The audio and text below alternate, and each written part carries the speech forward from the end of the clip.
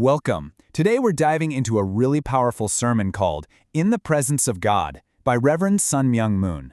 And it's built around this incredible idea that our entire life, from the moment we're conceived to the moment we pass on, is really a three-stage journey.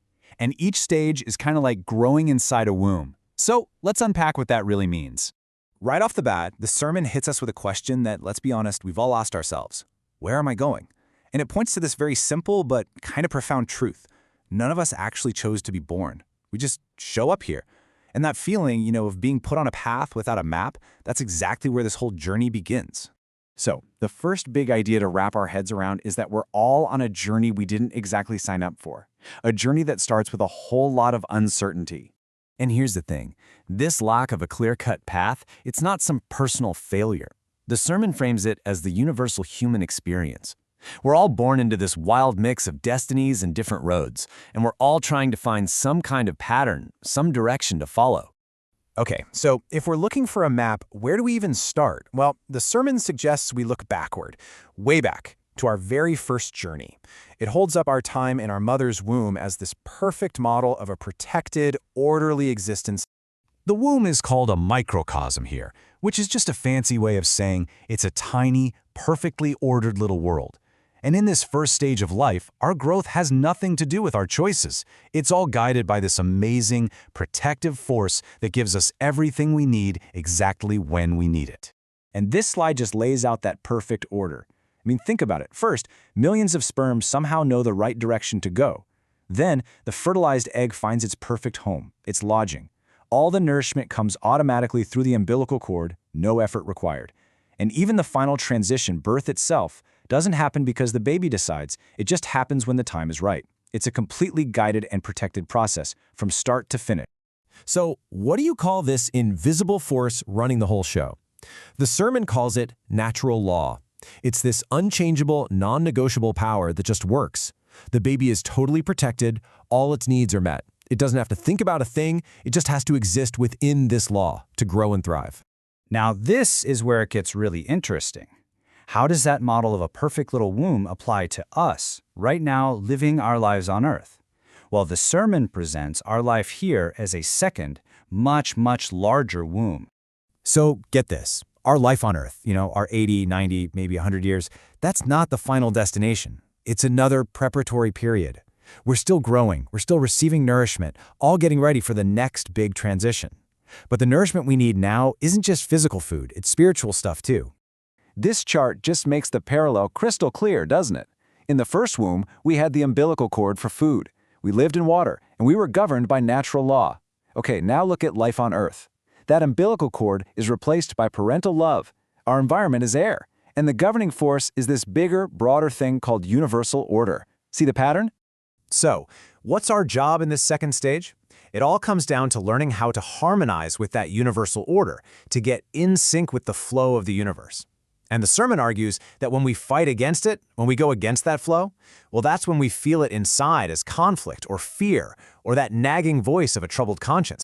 Which brings us to the absolute core of this whole philosophy. What is this ultimate law that's supposed to govern the entire universe and our little place in it? We tend to think the ultimate goal is power, or money, or even freedom, right? But this sermon says, nope. The real banner, the highest standard for human life, is love. Everything else, even our idea of freedom, is supposed to find its proper place underneath that banner. So, what is this true love we're talking about?